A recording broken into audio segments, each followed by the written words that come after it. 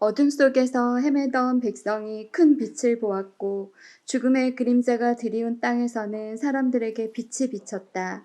하나님 주님께서 그들에게 큰 기쁨을 주셨고 그들을 행복하게 하셨습니다.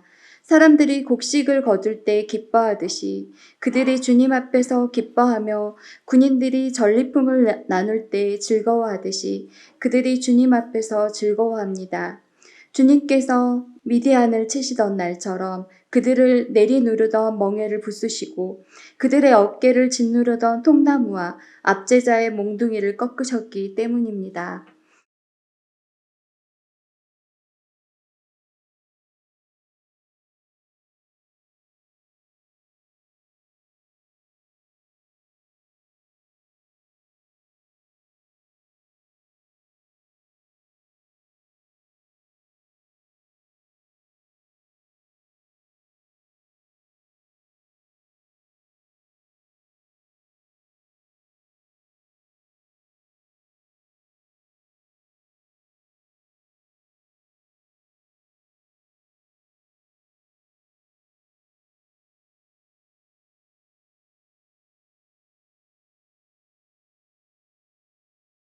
편안할 때는 편안해서 안 찾고 힘들 때는 너무 힘들어서 안 찾는 것은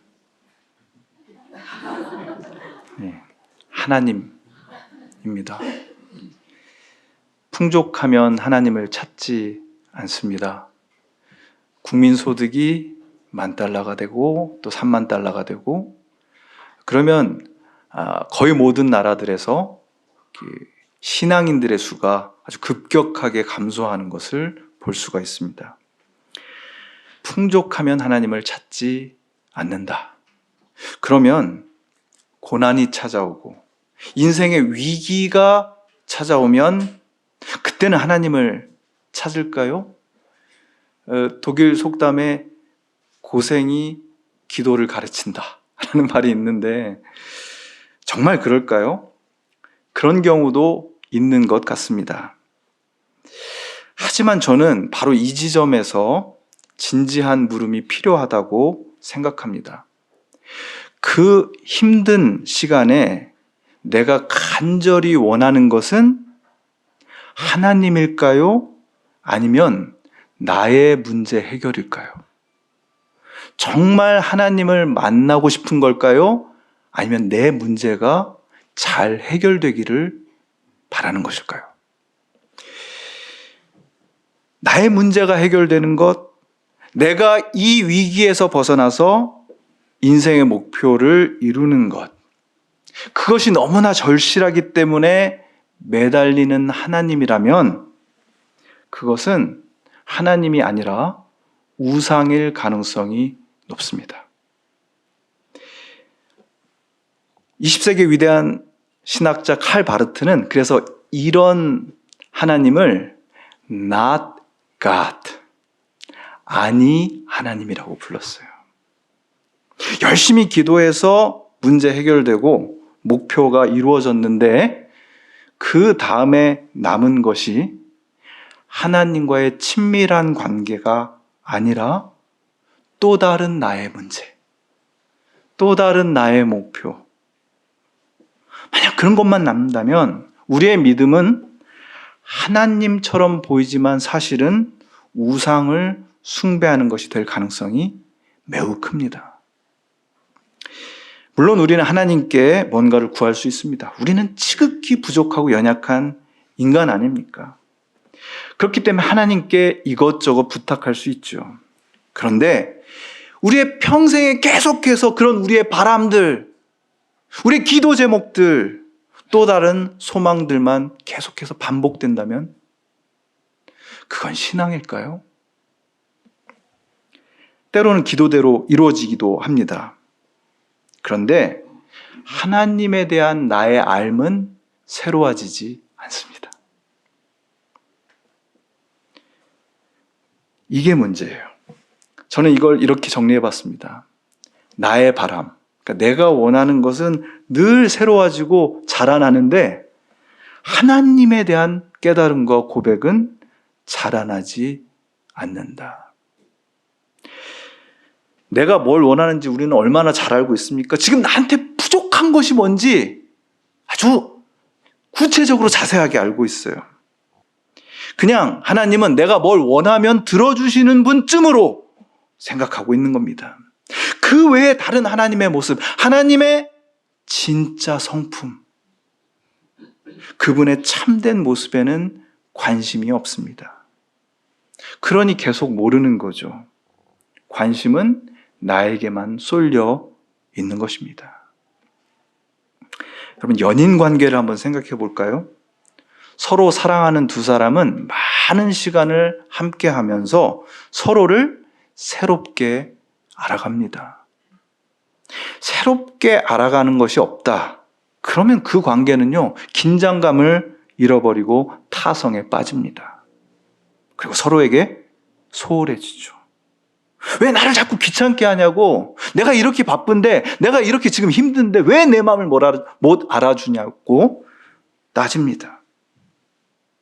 상대방에 대한 진지한 관심, 또 새롭게 알아가는 감격이 사라진 타성에 빠진 관계. 그런 관계 원하십니까? 아니잖아요. 끔찍합니다. 생각하기만 해도. 그래서 제가 여러분께 묻습니다. 올 한 해 여러분은 하나님에 대해서 무엇을 새롭게 하셨습니까? 아니면 작년과 똑같습니까? 재작년과 똑같습니까? 어렸을 때 알던 하나님을 그대로 알고 계십니까?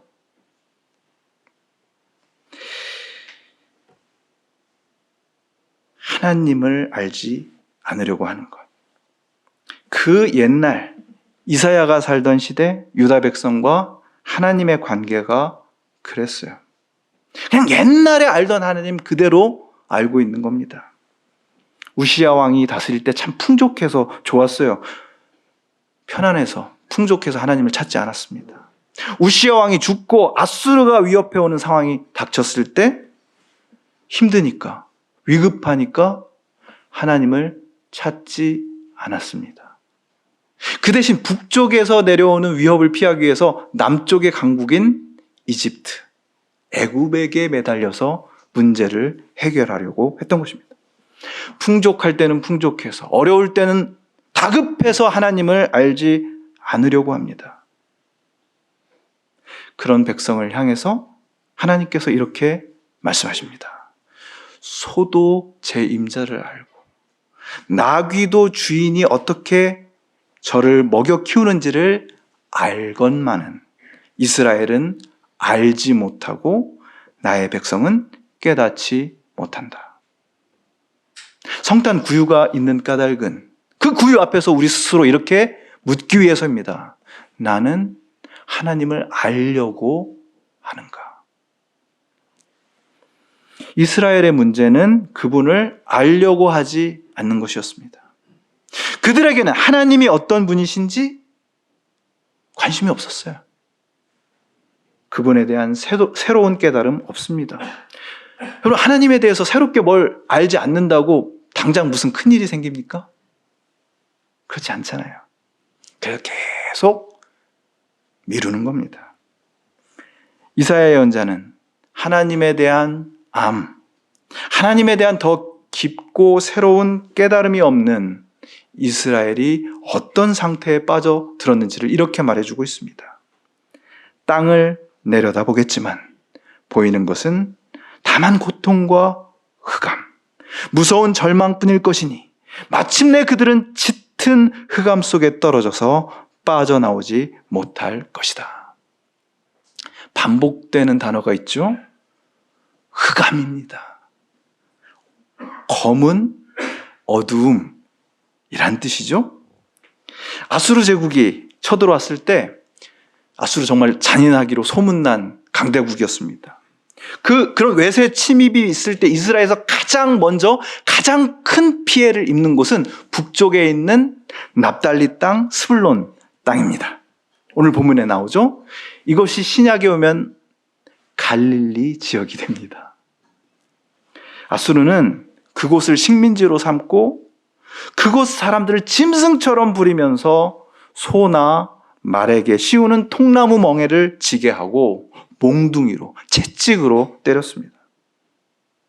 오늘 본문에 나오는 대로 지독한 흑암, 검은 어둠의 시간이었습니다. 문득 저에게 이런 질문이 생겨났습니다. 어둠의 색깔은 꼭 검은색일까요? 깜깜한 밤에만 우리는 어둠을 느끼는 걸까요? 주제 사라마구의 소설 눈먼 자들의 도시를 보면요, 그 어둠을 하얀색으로 그려낸 것이 참 인상적입니다. 하얀 어둠, 백색 어둠, 사람들의 눈에서 우윳빛깔 같은 뿌연 것들이 퍼져나가면서 점점 앞을 못 보게 되죠. 그 하얀 어둠 속에서 인간의 무기력함, 혼돈, 그리고 저열한 숨겨진 욕망, 폭력성, 그리고 인간성 상실이 섬뜩하게 드러납니다. 아마 하얀 어둠이어서 더 끔찍하게 다가오지 않았을까, 그런 생각이 듭니다. 백주대낮에도 사람에게 수갑을 채우고 임신한 여인을 질질 끌고 다니고 쇠사슬과 그리고 갈고리로 채워서 끌고 다니는 이 세상은 어떤 어둠의 세상입니까? 강대국이라고 하는 나라에서 일어나는 그런 일들은 도대체 우리를 어떤 어둠 속으로 밀어넣고 있습니까? 어둠의 특징은 검다, 깜깜하다가 아닌 것 같습니다. 어둠의 특징은 봐야 할 것을 못 본다입니다. 그래서 나도 상처를 입히고 다른 사람에게도 상처를 입히는 것이 어둠의 특징이에요. 이래서는 안 되지 라고 하면서도 내 주변에 있는 강한 힘에 굴복하게 됩니다. 지켜내야 할 것을 지켜내지 못합니다. 그래서 아무리 노력해도 스스로의 힘으로는 거기서 벗어날 수 없는 것. 바로 이것이 성경이 말하는 어둠의 특징입니다. 구약 성경에서 흑암 혹은 어둠이라고 번역되는 히브리 말이 호쉐크라는 말인데요. 이 말은 단순히 깜깜한 어둠만이 아니라 비참함, 슬픔, 사악함, 그리고 ignorance, 무지를 뜻하는 말입니다. 비참한 현실인데, 그래서 내 힘으로는 도저히 빠져나올 수 없는 슬픔과 괴로움인데, 그 안에서 살고 있는 사람들이 입만 열면 하는 말이 모르겠다. 정말 모르겠다. 어떻게 살아야 할지. 인 것입니다. 까만 어둠이든 하얀 어둠이든 아니면 잿빛으로 우리를 내리누르는 끔찍한 일상의 어둠이든 우리의 인생은요, 어둠의 습격을 피할 수가 없습니다. 이게 진실이에요. 게다가 우리는 그 어둠의 식민지가 되어서 아주 오랜 우울 속에 빠져들기도 합니다. 어둠의 특징, 봐야 할 것을 못 보게 만든다. 어둠의 특징, 내 힘으로는 거기서 빠져나올 수 없다는 것이죠. 입만 열면 모르겠다, 모르겠다. 그러면 우리는 어둠 속에서 살고 있는 것입니다. 여러분, 성탄의 메시지는, 오늘 본문 이사야의 말씀은 바로 그런 어둠 속에서 헤매고 있는 사람들을 향한 것입니다. 바로 그들에게 하나님께서 이렇게 선포하시는 거예요. 어둠 속에서 헤매던 백성에게 큰 빛이 비쳤다. 큰 빛을 보았고 죽음의 그림자가 드리운 땅에 사는 사람들에게 빛이 비쳤다. 아멘. 어둠이라는 말의 뜻 가운데 ignorance, 무지가 있다는 사실을 기억하십시오. 내가 어떻게 살아가야 할지 모르겠다는 그 무지, 그런데 그 무지가 하나님에 대한 무지와 짝을 이루고 있습니다. 하나님을 모른다. 하나님을 알고 싶어 하지 않는다. 그러니 그런 상황에서 인간은 그저 자신의 판단을 믿고 나아갈 뿐입니다. 그 옛날 이스라엘 백성이 강대국 이집트에게 붙어서 아수르를 물리치려고 했던 것처럼 오늘 우리도 이 세상에서 조금이나마 힘이 있어 보이는 거기 붙잡고 살아남으려고 하는 것 아닙니까? 그 결과는 허무한 몰락이었습니다.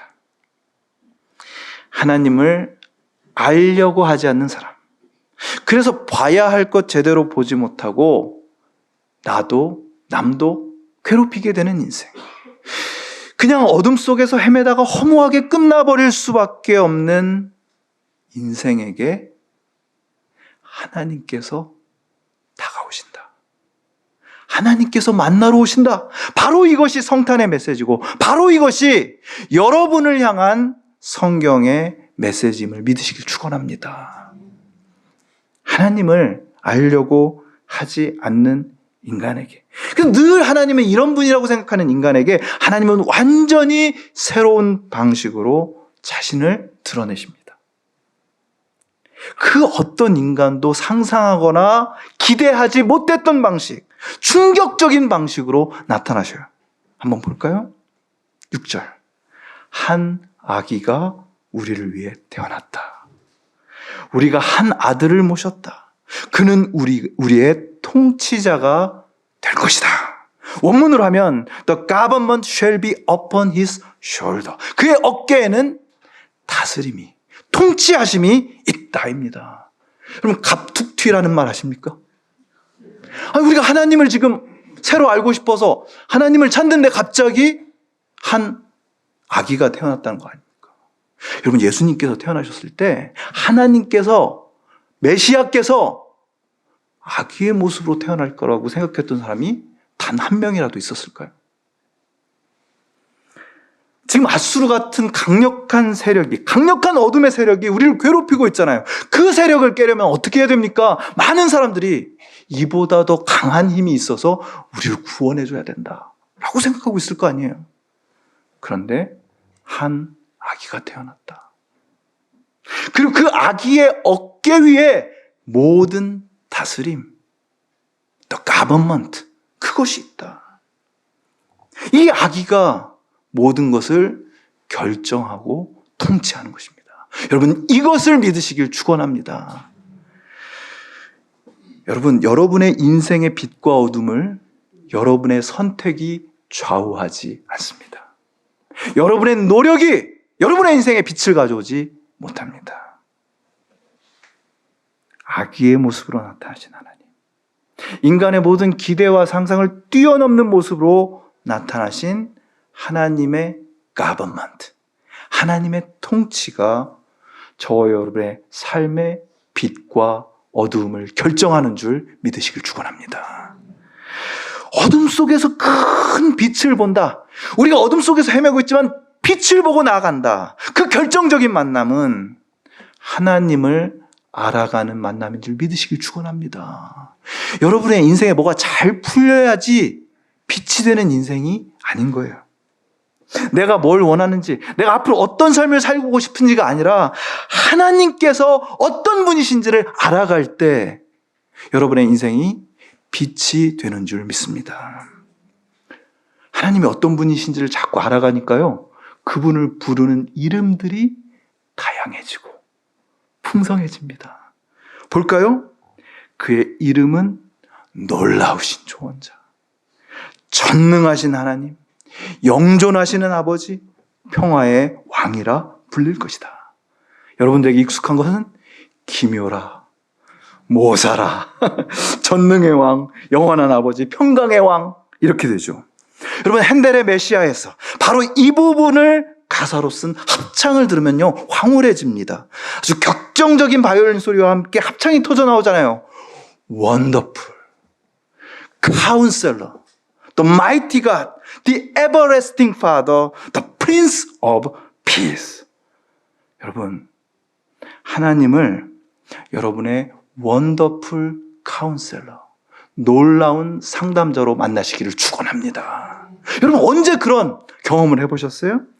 그리고 이런 총기 테러, 전쟁, 그리고 전쟁 같은 일상을 뚫어낼 수 있는 위대한 용사이신 하나님을 만나시길 축원합니다.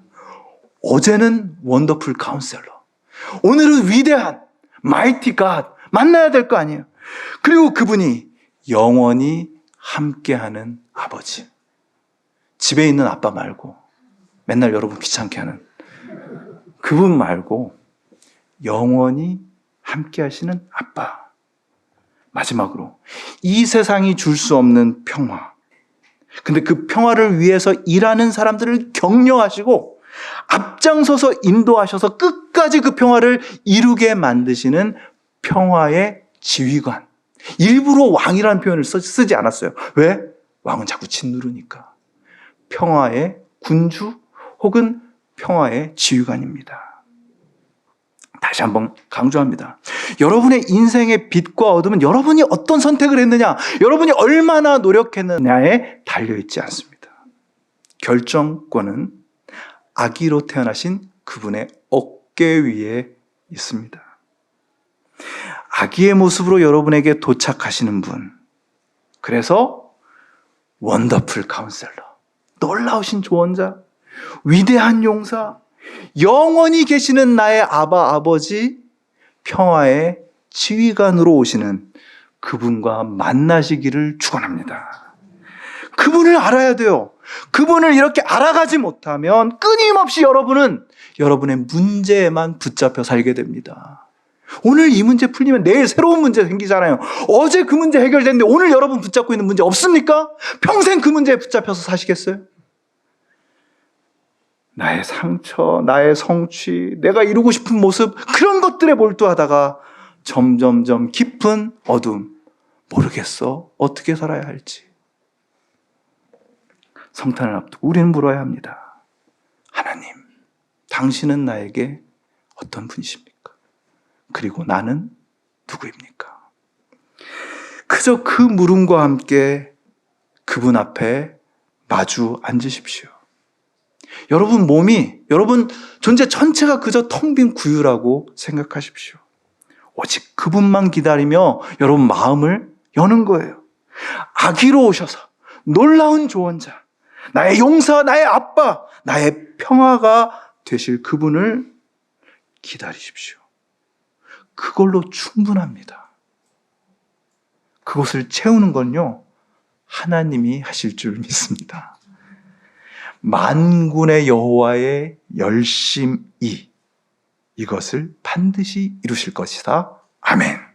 하나님의 열심, 질투하실 정도로 여러분을 사랑하시는 그 열정, 그것이 여러분을 절대로 어둠에 빼앗기지 않을 것입니다. 할렐루야. 거듭의 기도 드리시겠습니다. 주님, 안팎에서 우리를 위협하는 어둠을 느낍니다.